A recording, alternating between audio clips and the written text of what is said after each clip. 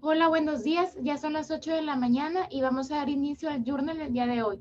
Yo soy la doctora Tania Gisela Delgado Guzmán, residente de primer año de alergia e inmunología clínica. Y agradezco la asesoría de la doctora en medicina Gabriela Galindo Rodríguez para la realización de esta presentación.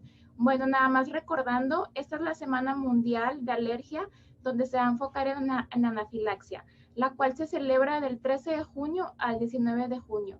Por lo que el día de hoy vamos a ver dos artículos relacionados sobre anafilaxia. El primer artículo tiene por nombre Uso de múltiples dosis de epinefrina en la anafilaxia, revisión sistemática y metaanálisis. Este artículo se publicó en el Journal of Allergy and Clinical Immunology. Es una revista con un factor de impacto de 10.228 y se publicó el 13 de abril del 2021. La autora principal tiene por nombre Nandini Patel, la cual es una pediatra, alergóloga, inmunóloga clínica. Actualmente se encuentra haciendo un doctorado en alergia a los alimentos y su investigación se centra en caracterizar las reacciones alérgicas al maní en niños que reciben inmunoterapia oral con maní. Ella actualmente imparte clases en el programa de maestría en alergias en el Imperial College de Londres y actualmente cuenta con 47 publicaciones. Bueno, como introducción de este artículo, como ya sabemos, tenemos que la epinefrina se considera el tratamiento de primera línea para la anafilaxia. La mayoría de las reacciones de anafilaxia van a ocurrir en la comunidad. Y lo que se ha encontrado es que la administración tardía de epinefrina se asoció con malos resultados en la anafilaxia. Los pacientes que se van a encontrar en riesgo de anafilaxia, ya sea a los alimentos o a las picaduras de insectos, a menudo se les receta autoinyectores de epinefrina para la autoadministración. Las agencias reguladoras nacionales e internacionales, como la Administración de Alimentos y Medicamentos de Estados Unidos, la Agencia Reguladora de Medicamentos y Productos Sanitarios del Reino Unido y la Agencia Europea de Medicamentos, ellos recomiendan que las personas que se van a encontrar en riesgo de presentar algún episodio de anafilaxia deben de llevar al menos 2 autoinyectores de epinefrina en todo momento. Sin embargo, algunas sociedades de diferentes países dicen lo contrario, que solamente los pacientes que están en riesgo de padecer anafilaxia deben de llevar estos autoinyectores de epinefrina. Lo que se ha encontrado es que varios estudios observacionales van a evaluar la frecuencia de reacciones de anafilaxia que no van a responder a una única dosis de epinefrina. Sin embargo, estos datos están limitados por los pequeños tamaños de muestra de los diferentes estudios y las diferencias para definir y tratar la anafilaxia. Además, la tasa de reacciones alérgicas tratadas con más de una dosis única de epinefrina puede variar desde el 0% al 32%. Por lo que el objetivo de este artículo fue realizar una revisión sistemática y un metaanálisis para evaluar la proporción de reacciones de anafilaxia notificadas en la literatura que fueron tratadas con al menos 2 dosis de epinefrina. ¿Cuáles fueron los métodos de este estudio? Bueno, se realizó una búsqueda en las bases de datos de Medline, Embase y el registro de Cochrane de ensayos controlados. Esta búsqueda se realizó desde 1946 hasta julio del 2019 y se buscó artículos que se referían a anafilaxia en respuesta a desencadenantes, ya sea de alimentos o venenos, además que incluyeran datos con respecto al uso de epinefrina. En enero de este año, es decir, del 2021, se realizó una búsqueda actualizada para incluir estudios relevantes desde julio del 2019 hasta diciembre del 2020. Los estudios que se eligieron debían incluir al menos 10 casos de anafilaxia. Se incluyeron pacientes de todas las edades y en cualquier país. No hubo ninguna restricción en cuanto al idioma. Los estudios que no estaban en inglés, si cumplen los criterios de inclusión, también se podían incluir en este estudio. Se incluyeron además datos prospectivos y retrospectivos, además datos a retos alimentarios, los cuales se realizaban bajo una supervisión médica. Se incluyeron encuestas de pacientes en las que un profesional de la salud evaluó la categorización de la anafilaxia y se excluyeron un conjunto de datos que informaron exclusivamente sobre la anafilaxia fatal. Además, también se excluyeron los datos relacionados con los eventos adversos después de la inmunoterapia. Los estudios que se eligieron, los que no informaban el número de dosis de epinefrina administradas, se realizó un contacto con los autores de esos estudios para poder determinar si se podían proporcionar datos adicionales. Además, también se observó si la definición de anafilaxia fue de acuerdo a la FINE y a la NIAT. La NIAT es el Instituto Nacional de Alergia y Enfermedades Infecciosas y la FINE es la Red de Alergia Alimentaria y Anafilaxia, que de acuerdo a la definición a estos dos, la anafilaxia es una reacción alérgica que afecta a más de un órgano o sistema, ya sea piel, tracto respiratorio o tracto gastrointestinal, la cual puede empezar muy rápidamente y los síntomas pueden ser graves o potencialmente mortales. También se incluyeron datos donde se hablaba de la anafilaxia, la cual fue tratada con más de una dosis de epinefrina. Se pidió a los autores que proporcionaran más datos para poder determinar si la proporción de reacciones que implicaban signos cardiovasculares o respiratorios inferiores, por lo que se denominó a esto anafilaxia cardiorrespiratoria. También se incluyeron el número de reacciones tratadas con epinefrina, ya que la anafilaxia la mayoría de las veces no se va a tratar con epinefrina, aunque puede pasar lo contrario. Reacciones que no se consideran anafilaxia se llegan a tratar con epinefrina. También se incluyeron datos sobre la dosis de epinefrina, las cuales fueron administradas por un profesional de la salud. Bueno, entonces, ¿qué fue lo que se encontró? Primero, se identificó pues las bases de datos de Embase, Medline y Cochrane. De estos bases de datos, en total se identificaron 30.698 estudios. Lo que se encontró fue que 6.502 estudios se encontraban duplicados, por lo que solamente quedaron 24.186. De esos 24.186, se excluyeron 23.124 estudios para quedar solamente 1.062. Ok, entonces de esos 1.062 estudios se excluyeron 767 estudios. ¿Por qué? 233 no eran estudios relevantes en cuanto a su título, otros 200 se excluyeron debido a otras razones y 111 estudios se excluyeron debido a que no contaban por lo menos con 10 casos de anafilaxia. 104 estudios se excluyeron porque el diseño no era el adecuado, 59 estudios por otra causa primaria, 38 estudios se excluyeron porque no se encontraban en inglés y sin embargo no fue posible contactar a los autores y 22 estudios se excluyeron porque la base de datos se encontraba duplicada, por lo que solamente quedaron 295 estudios y de esos 295 estudios se excluyeron otros 219 estudios debido a que 190 no se pudo contactar al autor, 19 el autor no respondió por lo que los datos no eran válidos, 6 estudios se excluyeron por otras razones y 2 estudios porque las publicaciones estaban múltiples y 2 estudios se excluyeron también porque no contaba con al menos 10 casos de anafilaxia, por lo que al final solamente nos quedamos con 76 estudios. De esos 76 estudios, ellos agregaron 10 estudios más de la búsqueda del 2021, la cual fue de julio del 2019 a enero. Por lo que al final ellos encontraron 36.557 eventos de anafilaxia, de los cuales 35 estudios eran reacciones inducidas por alimentos y un estudio se encontró una reacción por veneno. Entonces, se incluyeron 86 estudios. De esos, 58 hablaban sobre reacciones a alimentos y 20 hablaban sobre reacciones a veneno. Los datos disponibles se encontró en 60 estudios respecto a las reacciones a alimentos y 20 respecto a las reacciones de veneno. Los estudios que reportaron reacciones accidentales en la comunidad fueron en total 66 y de esos 66, 38 estudios fueron reacciones a alimentos y 20 estudios fueron reacciones a veneno. En total se incluyeron 20 estudios prospectivos de los cuales 18 se consideraban reacciones a alimentos y 6 se consideraban reacciones a veneno.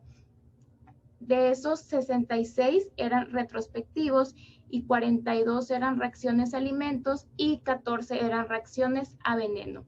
En total se encontró 2 estudios, los cuales eran prospectivos y retrospectivos. Donde se obtuvo el continente, el estudio fue 27 fueron de Europa, de los cuales 21 eran de reacciones a alimentos y 8 eran reacciones a veneno. De Estados Unidos y Canadá, en total se encontraron 38 estudios respecto a anafilaxia y de esos 24 eran respecto a reacciones a alimentos y 8 eran respecto a reacciones a veneno. En Australia se encontraron 12 estudios, de los cuales 8 hablaban sobre reacciones a alimentos y 3 sobre reacciones a veneno.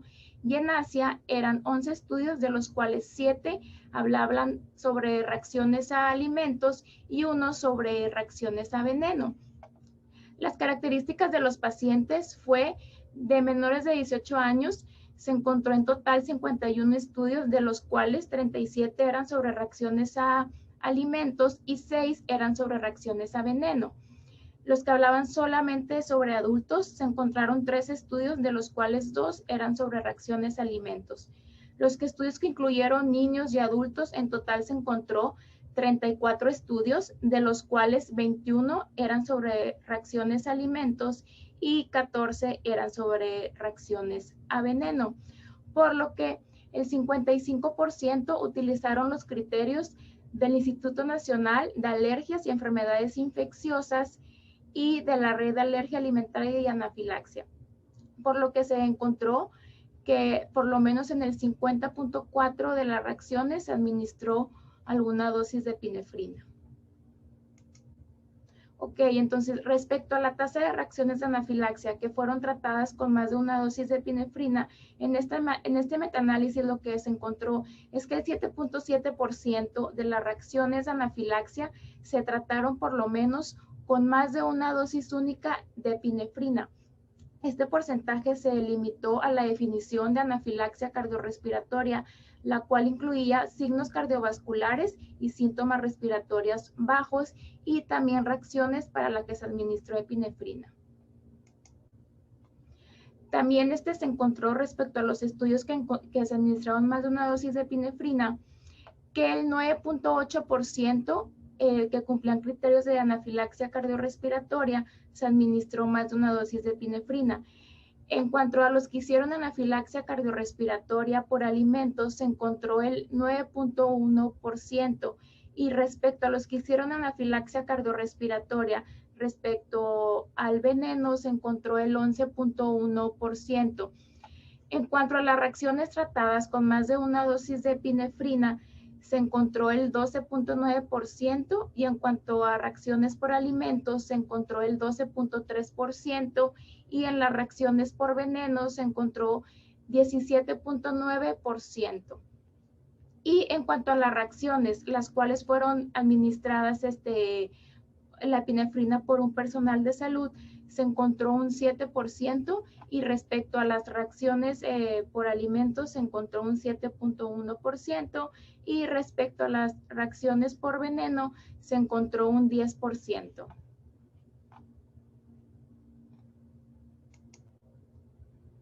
En las reacciones de alimentos, la tasa de administración subsiguiente de epinefrina fue mayor en los casos de reacciones resultantes de la exposición al alérgeno en la comunidad, con un porcentaje de 7.1%, a comparación de los casos de anafilaxia que aparecieron durante la provocación de alimentos, con un porcentaje de 6.8%.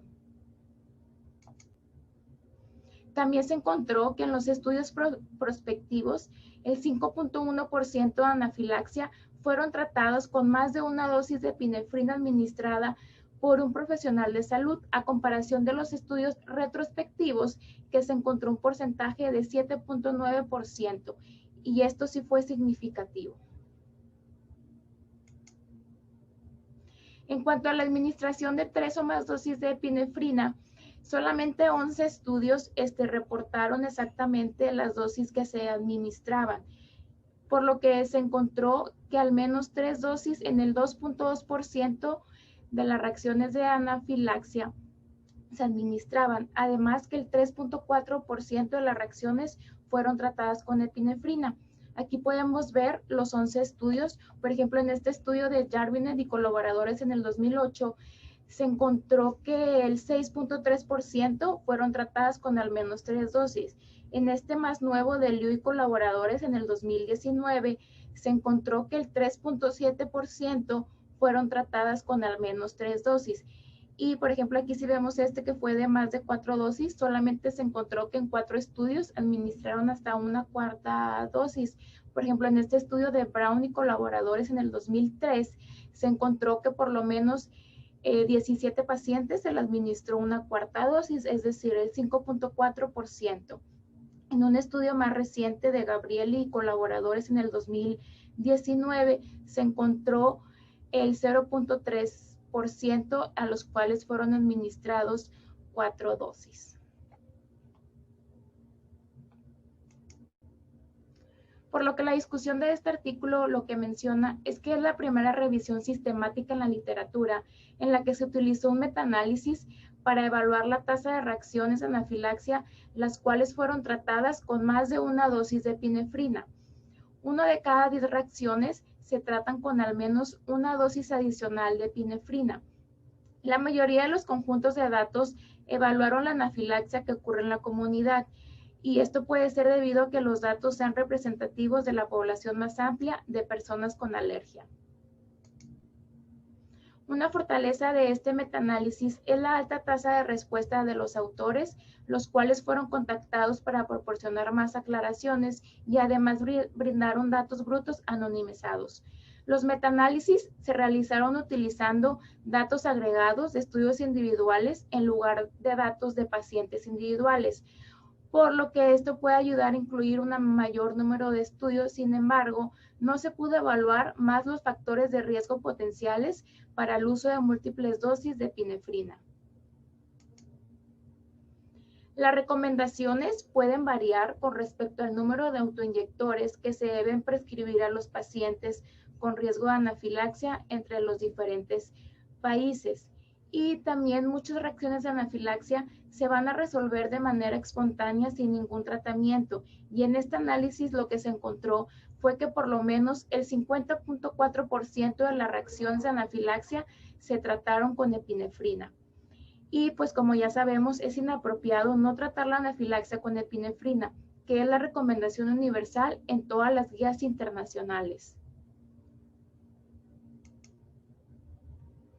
Y también lo que menciona este artículo es que muchas veces una sola dosis de epinefrina puede llegar a ser insuficiente, y esto debido a que a la progresión de la reacción por la infradosificación de la epinefrina. Las guías internacionales recomiendan que los adolescentes y adultos se les debe de administrar una dosis de 0.5 miligramos de epinefrina. Sin embargo, los dispositivos de autoinyectores de epinefrina, la dosis más alta disponible es de 0.3 miligramos de epinefrina. Otra causa por lo que la primera dosis puede ser insuficiente es debido a la administración correcta. Como ya sabemos, la lección de administración de epinefrina pues es la vía intramuscular, y la administración subcutánea se ha asociado con un inicio más prolongado.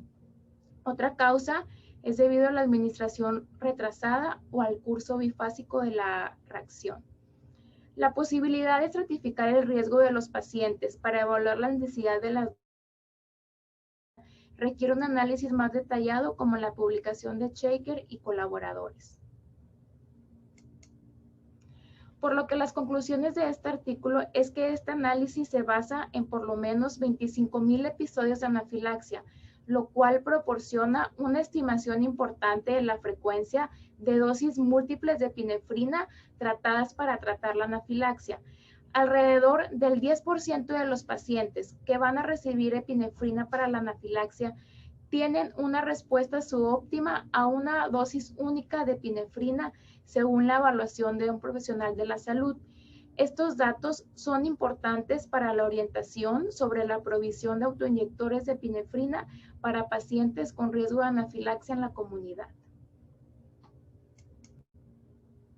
Bueno, el segundo journal tiene por nombre Reacciones alérgicas sistémicas, anafilaxia, inducidas por polietilenglicol. Este artículo se publicó en el Journal of Allergy and Clinical Immunology in Practice. Es un journal con un factor de impacto de 7.574. Esta se publicó el 1 de octubre del 2020. La autora principal tiene por nombre Priya Seyaturai, la cual es una alergóloga inmunóloga clínica en la Universidad de London. Ella se graduó de la licenciatura en farmacología y fisiología y actualmente se encuentra en el departamento de alergias en la Universidad de Cambridge, en Reino Unido. Y su línea de investigación se basa en la alergia a medicamentos y ha publicado artículos sobre reacciones sistémicas después de las pruebas cutáneas de resonancia magnética y actualmente cuenta con 14 publicaciones. Bueno, como introducción de este artículo tenemos que los polietilenglycoles o macrogoles son hidrófilos polímeros utilizados de manera amplia en diversos productos farmacéuticos, los cuales se pueden llegar a utilizar en los productos médicos, como en los vendajes para heridas e hidrogeles, en los productos domésticos, en los detergentes y abrillantadores, en los alimentos, donde se utiliza como un conservante para complemento alimenticio. En los productos cosméticos también se puede encontrar el polietilenglicol como un emoliente y emulsionante. También se puede encontrar en las cremas, en los productos faciales y en las toallitas para bebés. Esto debido a sus propiedades solubles en agua. También se puede encontrar en aglutinantes de tabletas, en las preparaciones líquidas parenterales, en los supositorios y en los lubricantes para la piel. Los polietilenglycoles tienen un peso molecular entre 200 y 35.000 kilodaltons. Los polietilenglycoles con un peso molecular bajo, es decir, menor a 400, estos van a ser líquidos viscosos y transparentes. Los que tienen un peso molecular alto, es decir, arriba de 1000, suelen ser sólidos y polvos opacos. Los productos con un peso molecular superior a 100.000 se denominan polióxido de etileno.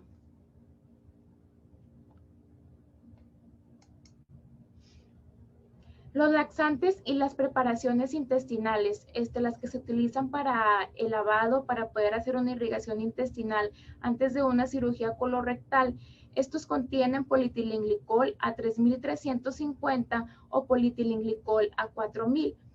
La pegilación, la cual recubre la superficie de las nanopartículas, va a mejorar la administración sistémica de fármacos. Y lo que se ha encontrado es que el etiquetado del peso molecular de polietilenglicol para productos farmacéuticos frente a productos cosméticos es diferente. Por ejemplo, el valor numérico en productos cosméticos se refiere al número promedio de unidades de óxido de etileno, mientras en cambio el peso molecular de los medicamentos se considera el promedio calculado multiplicando el número de unidades de óxido de etileno por su masa atómica, que la masa atómica pesa 44 daltons. Por ejemplo, el polietilenglicol de 75, el peso molecular es muy parecido al macrogol de 3.350. Entonces, si multiplicamos 44, que es la masa atómica, por polietilenglicol de 75, nos da un peso molecular de 3.300.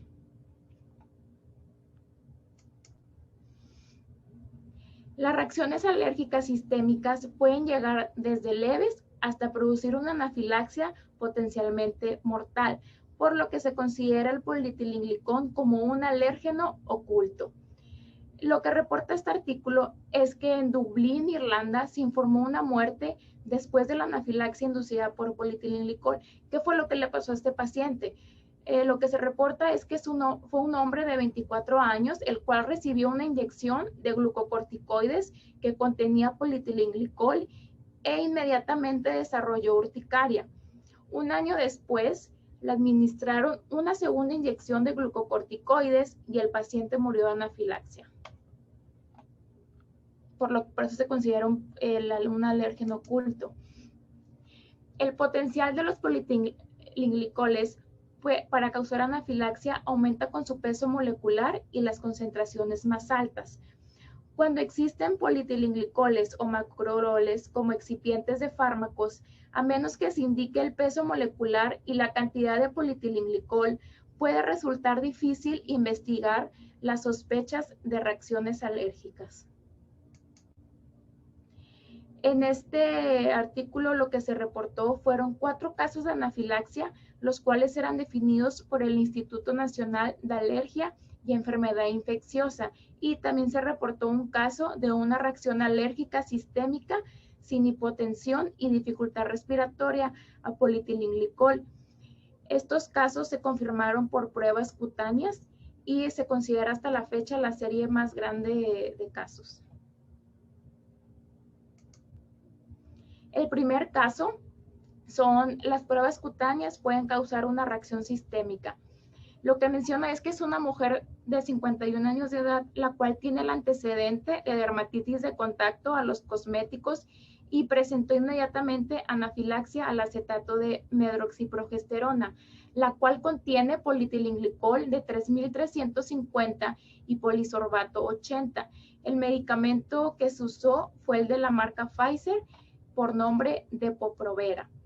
Y posteriormente tuvo una reacción alérgica sistémica al laxante Moviprep, el cual contiene polietilenglicol 3.350, ácido ascórbico, cloruro de potasio, ascorbato de sodio, cloruro de sodio y sulfato de sodio. Este medicamento aquí no se vende. Y después, posteriormente, a los pocos minutos de recibir acetato de medroxiprogesterona, la paciente presentó mareo, prurito generalizado, edema de pies y manos, vómitos profusos e hipotensión, por lo que la paciente se le tuvo que administrar 0.5 miligramos de adrenalina vía intramuscular y la paciente se recuperó. Tuvo otro episodio posteriormente donde presentó eritema generalizado y prurito y angioedema bucal inmediatamente después de 4 sorbos de Moviprep, y la paciente fue tratada con hidrocortisona vía intravenosa y la paciente pues se recuperó. Por lo que a esta paciente se decidió hacerle las pruebas cutáneas. Se le hizo las diluciones de polietilenglicol al 200 al 10%, polietilenglicol 400 al 10%, polietilenglicol 20.000 al 10%, polietilenglicol 4.000 al 10% y polietilenglicol a 3.350 al 50% y al Moviprep al 10%. Entonces, las pruebas cutáneas lo que menciona es que tardaron las ronchas en aparecer de 15 a 30 minutos y resultaron positivas a polietilenglicol 3.350 al 50%, donde se formó una roncha de 10 milímetros con un eritema de 30 milímetros. También salió positiva al polietilenglicol 4.000 al 10%, donde formó una roncha de 8 milímetros con un eritema de 30 milímetros. Y positiva también las pruebas cutáneas al polietilenglicol 20.000 al 10%, con una roncha de 15 milímetros con un eritema de 30 milímetros. Y también positiva a Moviprep, donde formó una roncha de 6 milímetros con un eritema de 25 milímetros. Al finalizar las pruebas cutáneas de esta paciente, ella presentó enrojecimiento facial y 6 lesiones de urticaria en el cuello, la espalda y el abdomen, por lo que se le dio tratamiento con jarabe de tesiteresina vía oral, hidrocortisona y clorfenamina IV y se recuperó la paciente. El caso 2 menciona los pacientes alérgicos pueden tener un umbral individual de peso molecular. Una mujer de 42 años desarrolló urticaria generalizada y angioedema en labio posterior a ingesta de 2 tabletas de Gaviscon de acción doble, la cual este medicamento contiene alginato de sodio, bicarbonato de sodio, carbonato de calcio y polietilenglicol 20.000. Este medicamento tampoco se vende aquí.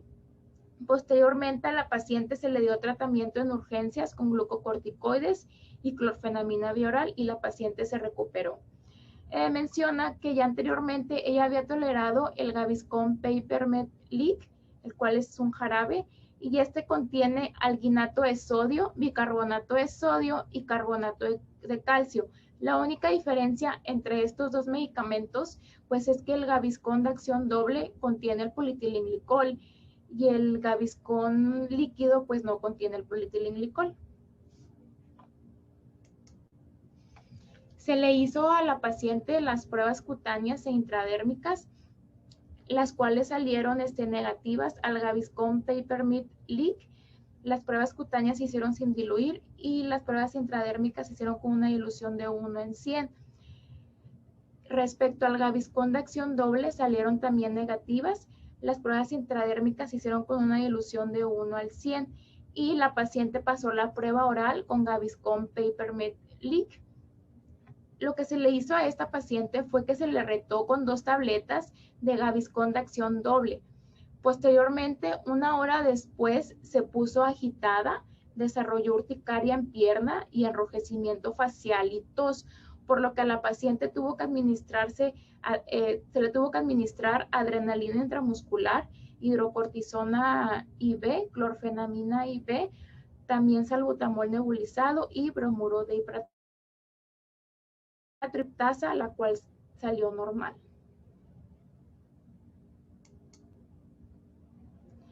Posteriormente, esta paciente se le hizo otro desafío oral con Movicol, el cual toleró.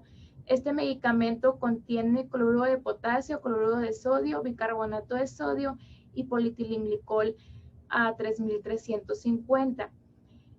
A esta paciente se le retrasó en la confirmación del peso molecular de Gaviscon. Y posteriormente la paciente tuvo un ataque isquémico transitorio y se inició clopidogrel, el cual contiene polietilenglicol al 4000 de la marca Teva. Y también se le tuvo que administrar atorvastatina a 40 miligramos, el cual contiene polietilenglicol 8000. Sin embargo, la paciente pues sí pudo tolerar estos medicamentos. Después, la paciente reaccionó al bisacodilo de 5 miligramos, el cual contiene polietilenglicol a 6000. El nombre comercial de este medicamento es el Dulcolax, el cual es un laxante. Y después esta paciente presentó tos, disnea, prurito que resolvieron con un antihistamínico H1. A esta paciente se le decidió hacer pruebas cutáneas a polietilenglicol a 200, 400, 3350, a 4000 y a 20000 y a polisorbato 80. Se hicieron a unas diluciones de 0.01%, 0.1% al 1% y 10%, las cuales fueron negativas. Después se le hizo las pruebas intradérmicas con una dilución de 0.10%, el cual resultó negativa. Sin embargo, 30 minutos después de completar las pruebas intradérmicas, tos, urticaria en las extremidades superiores e hipotensión, por lo que a esta paciente pues se le tuvo que administrar adrenalina de manera intramuscular, clorfenamina e hidrocortisona intravenosa. Se le tomaron los niveles de triptasa inmediatamente y a la hora, ya a los 90 minutos, los cuales resultaron con un valor de 5.4 y 4 nanogramos por mililitro, y la triptasa basal se encontraba en 3.2 nanogramos por mililitro, o sea, es decir, pues sí se elevó durante el episodio de anafilaxia. El caso 3, la cantidad de exposición al polietilenglicol y el peso molecular determina el umbral de reacciones alérgicas. Es una paciente de 52 años, la cual presentó 3 reacciones diferentes a medicamentos. La primera reacción se desarrolló inmediatamente un angioedema en cara, labios y manos. Además presentó disnea después de tomar una tableta desconocida. Menciona que no fue aspirina antes de una angiografía coronaria. La segunda reacción ocurrió al 4.º día de tomar Malarone, la cual contiene atovaquona, clorhidrato de provanil y polietilenglicol a 400 y 8000. Esta paciente desarrolló náuseas, eritema facial, angioedema bilateral de manos y también presentó disnea. La tercera reacción, esta fue debido al acetato de metilprednisolona que se administró de manera intramuscular, la cual contiene polietilenglicol a 3350. El medicamento que se le administró fue de la marca Pfizer, el cual tiene por nombre Depomedrone. Y esta paciente inmediatamente después de la administración de la metilprednisolona presentó rinitis, enrojecimiento y prurito inmediato en las palmas, en las palmas de las manos y los pies, y también tuvo mareo, por lo que tuvo que administrarse a la paciente 2 dosis de 0.5 miligramos de manera intramuscular de adrenalina. Además se le administró hidrocortisona y clorfenamina. A esta paciente se le hicieron las pruebas cutáneas, acetato de metilprednisolona de 40 miligramos sobre mililitros, a malarone de 250 miligramos sobre mililitros, a polietilenglicol al 200, también polietilenglicol a 400 al 10%, polietilenglicol a 3350 al 50%, polietilenglicol al 4000 al 10% y polietilenglicol al 20000 al 0.01%, las cuales resultaron positivas para malarone de 250 miligramos sobre mililitros, donde hizo una roncha de 6 mililitros con un eritema de 20 mililitros. También resultó positiva el polietilenglicol de 3350, donde hizo una roncha de 3 mililitros con un eritema de 6 mililitros. Resultó positiva también al polietilenglicol 4000, donde hizo una roncha de 4 mililitros y un eritema de 16 mililitros. Y también resultó positiva al polietilenglicol de 20000, donde hizo una roncha de 5 mililitros con un eritema de 30 mililitros. El caso 4, pueden ocurrir reacciones fatales en los alérgicos a polietilenglicol.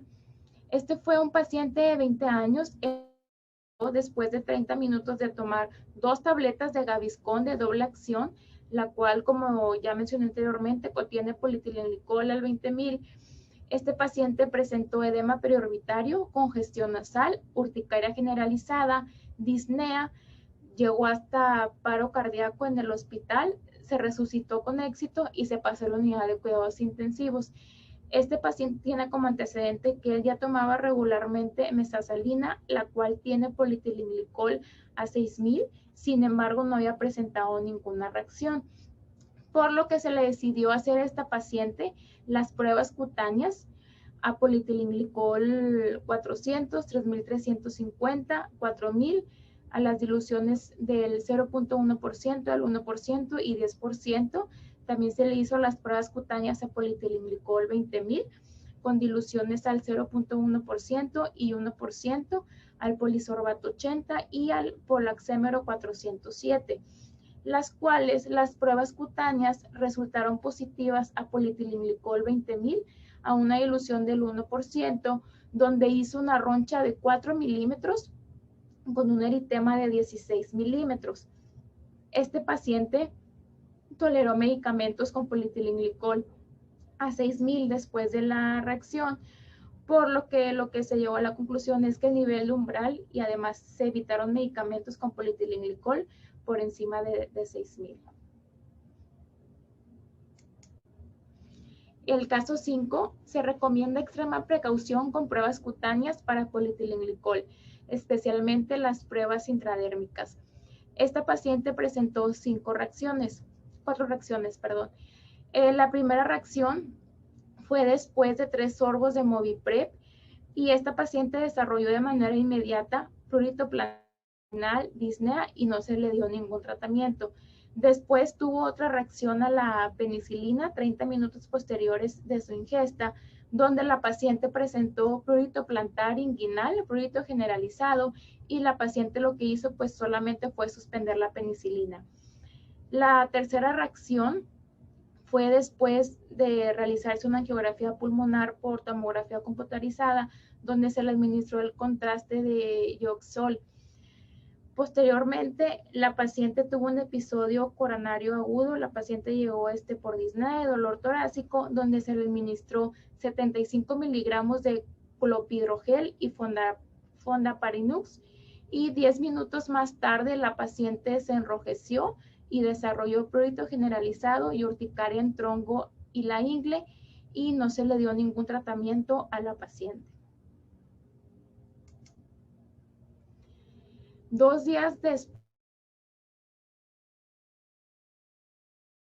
hizo otra tomografía donde la paciente desarrolló, después de que le administraron el Yoexol, prurito plantar, prurito generalizado, disnea, hipotensión profunda con una sistólica de 35 y taquicardia de 200 latidos por minuto, por lo que a la paciente se le administró adrenalina de manera intramuscular, hidrocortisona, clorfenamina, IV, y también se le administró líquidos.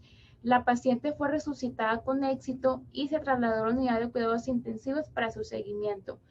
Se le tomó una triptasa sérica, la cual resultó en 32 nanogramos por mililitro, con un valor inicial de 10 nanogramos sobre mililitros. A esta paciente se le decidió hacer las pruebas cutáneas. Se le hizo a todos estos componentes, a la benzilpenicilil policina, a la amoxicilina, a la benzilpenicilina, a la flucoxacilina, al coamoxiclav, al Yoexol, al yoadixanolol, al yopamidol, al yomeprol y a politilinglicol 4000 y 2000. Sin embargo, todas estas pruebas cutáneas resultaron negativas, por lo que se le decidió hacer a la paciente las pruebas intradérmicas, las cuales salieron positivas a politilinglicol a 20.000 con una dilución del 1%. Y esta paciente, 1 hora después de las pruebas intradérmicas, desarrolló prurito generalizado, opresión torácica y disnea, por lo que se le administró adrenalina intramuscular y también se le dio cetiricina vía oral. A esta paciente pues se le decide ingresar durante la noche para observación y su nivel de triptasa inmediato se elevó a 36. Y lo que se concluye pues con esta paciente es que el politilinglicol causó la primera reacción que involucró a Moviprep, el cual contiene politilinglicol a 3350. La segunda reacción fue desencadenada por fenoximetilpenicilina, el cual contiene politilinglicol a 6000. La tercera reacción, que fue después del clopidogrel y fondaparanus, se consideró secundaria al clopidogrel de la marca Sanofi, ya que esta contiene politilinglicol a 6000, que el nombre comercial es Plavix. Y la reacción durante la angiografía por tomografía computarizada podría haber sido a causa por aspirina de 300 miligramos, ya que se ha encontrado que algunas marcas de aspirina de 300 miligramos pueden contener politilinglicol a 6000 y ningún otro medicamento administrado contenía politilinglicol, y los resultados de las pruebas cutáneas y las pruebas intradérmicas a otros agentes pues resultaron negativas. Bueno, la discusión de este artículo es que estos dos autores, Wanadi y Garvey, revisaron todos los informes de casos de hipersensibilidad inmediata a politilinglicol, los cuales fueron publicados de 1977 al 2016, y se encontró que 37 casos fueron notificados, y de esos 37 casos notificados, 76 hicieron casos de anafilaxia, los cuales eran reacciones a diferentes marcas de medicamentos y algunos cosméticos que contienen politilinglicol. Y lo que se encontró en este estudio es que los casos demuestran que cada sujeto alérgico al politilinglicol tiene un nivel de umbral individual que depende del peso molecular en combinación con la cantidad de politilinglicol ingerida. El caso 4 reaccionó al peso molecular 20.000, pero toleró medicamentos que contenían politilinglicol de 6.000. Y por lo que en este paciente lo que se hizo fue recomendarle que evitara todos los medicamentos con un peso molecular superior a 6.000. No se pudo determinar exactamente la cantidad de politilinglicol contenida en cada uno de los medicamentos que dieron lugar a reacciones alérgicas, por lo que la cantidad ingerida, así como el peso molecular, son un factor importante para poder determinar si una reacción alérgica ocurre. Lo que se ha encontrado es que los comprimidos con recubrimiento de politilinglicol son menos alérgicos debido a que se ingiere una menor cantidad. Los pacientes que van a hacer una reacción alérgica sistémica y que también van a presentar anafilaxia al polietilenglicol, se considera que es una reacción rápida y grave, que casi siempre los síntomas que van a presentar va a ser prurito, enrojecimiento, urticaria, angioedema e hipotensión. En este artículo hizo pues un resumen prácticamente de los 5 casos que mencioné anteriormente. Por ejemplo, aquí el caso 1 pues fue una paciente femenina de 51 años, la cual hizo anafilaxia. Las causas pues fue el acetato de medroxiprogesterona, la cual contiene polietilenglicol a 3350 y polisorbato 80, el Moviprep, el cual contiene polietilenglicol a 3350.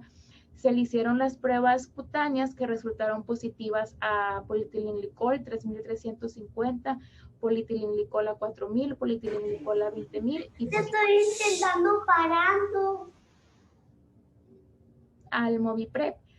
Y por ejemplo, pues también en este último caso de la paciente femenina de 70 años, la cual hizo anafilaxia, las causas pues fueron al Moviprep, el cual contiene polietilenglicol de 3350, a la metilpenicilina, la cual contiene polietilenglicol a 6000, al clopidogrel, el cual contiene polietilenglicol a 6000, y se le hicieron las pruebas cutáneas, pues que salieron todas negativas, y las pruebas intradérmicas, las cuales salieron positivas a polietilenglicol de 20000.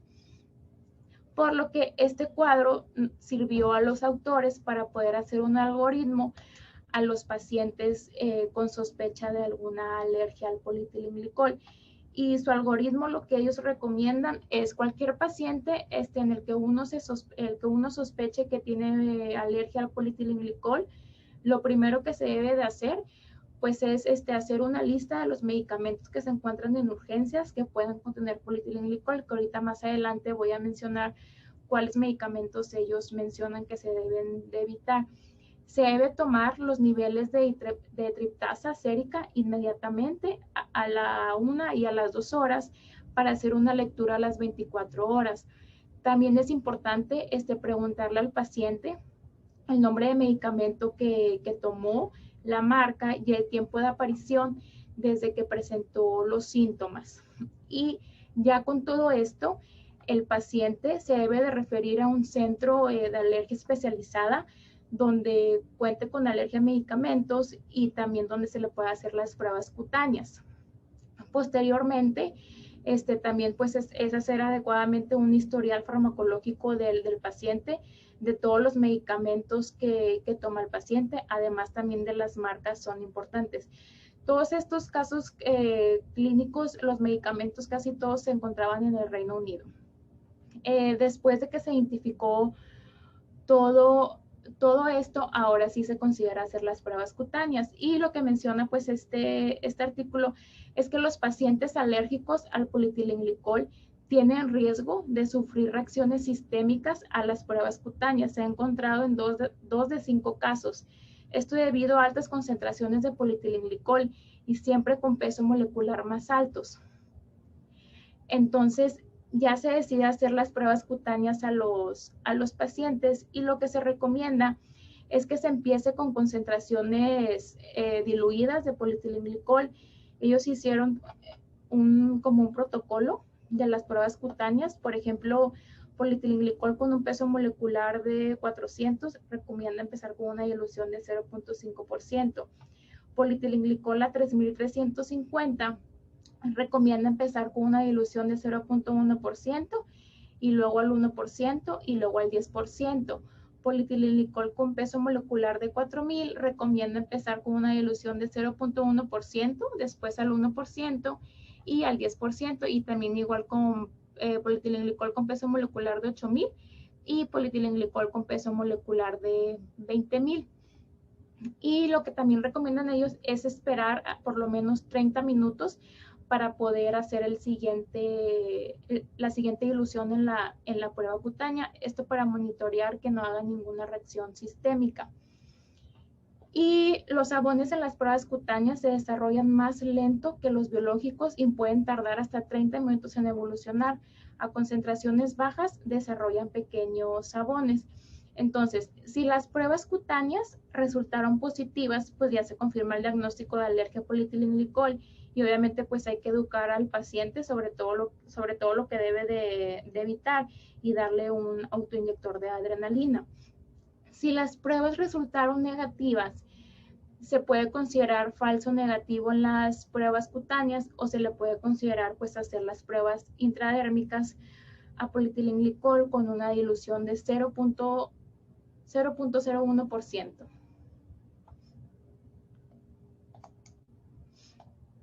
Las pruebas intradérmicas en pacientes alérgicos a polietilenglicol que tienen resultados de pruebas cutáneas negativas pueden causar reacciones sistémicas, como en 2 de 5 de nuestros casos que se sometieron a pruebas intradérmicas, por lo que deben realizarse con precaución, comenzando con un peso molecular bajo a bajas concentraciones. Los pacientes pues obviamente deben de firmar un consentimiento informado cada vez que se les va a realizar ya sea pruebas cutáneas o las pruebas intradérmicas. Las pruebas intradérmicas deben evitarse o realizarse solo con precauciones especiales en los pacientes que tienen riesgo cardiovascular, múltiples comorbilidades, pacientes de edad avanzada, así como aquellos que han tenido de hipersensibilidad grave. Dos autores, Wanade y Garvey, recomiendan que si se administran por vía intradérmica se realice una dilución del 0.01%. Y también menciona que a 4 pacientes de control no alérgicos al polietilenglicol se les hicieron las pruebas cutáneas, las cuales resultaron negativas. Es importante que los pacientes que tienen alergia a polietilenglicol, pues va a ser un desafío prácticamente evitar todos los productos que contienen polietilenglicol, ya que muchas veces el umbral alérgico tiene un peso molecular bajo porque aumenta el número de medicamentos que deben de evitarse. También es muy importante investigar la alergia al polietilenglicol solo si existe un alto índice de sospecha en lugar de examinar pues a un gran número de pacientes. Esto para poder establecer los umbrales de peso molecular de polietilenglicol, ya que proporciona información adicional valiosa que permite una evaluación de riesgo individual. Los medicamentos de emergencia que se usan para tratar anafilaxia pueden llegar a contener polietilenglicol. Por ejemplo, ellos mencionan que los medicamentos que pueden tener polietilenglicol en el departamento de emergencias pueden ser las tabletas de cetiricina, las cuales contienen polietilenglicol a 4000, loratadina a 10 miligramos, las cuales contienen polisorbato 80, y las que no contienen polietilenglicol es el jarabe de cetiricina, las tabletas de clorfenamina, la hidrocortisona, la prednisolona, la adrenalina, la metilprednisolona y otras formas de loratadina en tabletas o jarabe. Es importante checar también ya que muchas veces cambian las fórmulas, por lo que es importante comprobar los excipientes antes de prescribir y no utilizar prescripciones genéricas. Los médicos deben de evitar recetar cualquier medicamento a estos pacientes cuando se enfrentan a una emergencia no alérgica. Cada hospital debe tener una lista de los medicamentos de emergencias y polietilenglicol y se debe revisar y actualizar periódicamente. Es importante la educación del paciente. Prácticamente se debe sospechar de todos los nuevos medicamentos los cuales se van a recetar al paciente. Y cuando se confirma el diagnóstico de alérgico al polietilenglicol, los pacientes se hacen cuidadosos con los medicamentos y con las marcas. Los pacientes también deben de ser informados de su nivel de umbral individual. Y lo que se considera es que la alergia al polietilenglicol es emergente con poca conciencia entre los profesionales médicos, por lo que es importante tratar con cuidado a estos pacientes y así prevenir muertes, como fue el primer caso que menciona el artículo del paciente pues que falleció.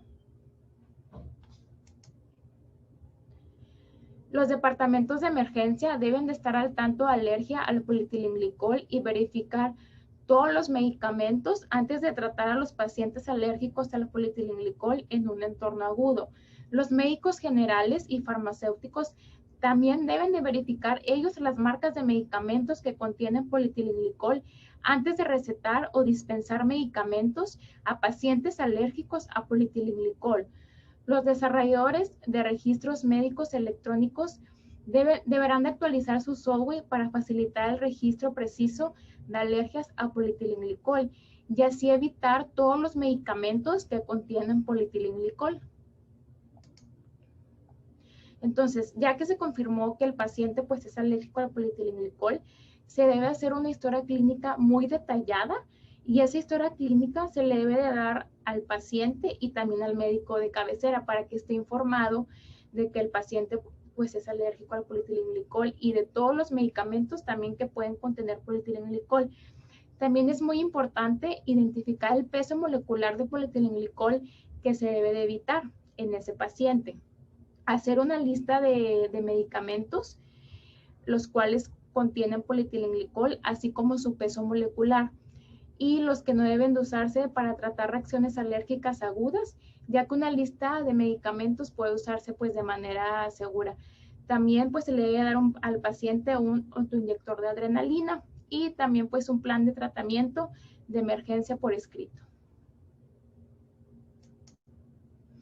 Las conclusiones de este artículo es que se considera la serie de casos más grande de pacientes alérgicos al polietilenglicol confirmada con pruebas cutáneas. El polietilenglicol es un alérgeno oculto de alto riesgo, generalmente insospechado y puede causar reacciones alérgicas frecuentes debido a una reexposición inadvertida. La investigación de alergias conlleva el riesgo de anafilaxia y debe realizarse solo en centros especializados en alergia a medicamentos. Los pacientes requieren información detallada por escrito con instrucciones sobre cómo mantenerlos a salvo. En cuanto a mis conclusiones personales, es que la adrenalina se considera el tratamiento de elección en un episodio de anafilaxia. 1 de cada 10 reacciones se tratan con al menos una dosis adicional de adrenalina. En la mayoría de los casos, los episodios de anafilaxia no van a ser tratados con adrenalina. Es necesario identificar a los pacientes con diagnóstico de anafilaxia al polietilenglicol para poderles brindar un tratamiento adecuado y oportuno. El polietilenglicol se considera un alérgeno oculto, por lo que los pacientes alérgicos deben de saber identificar todos los productos y medicamentos que contienen este alérgeno. Y eso sería todo por mi parte.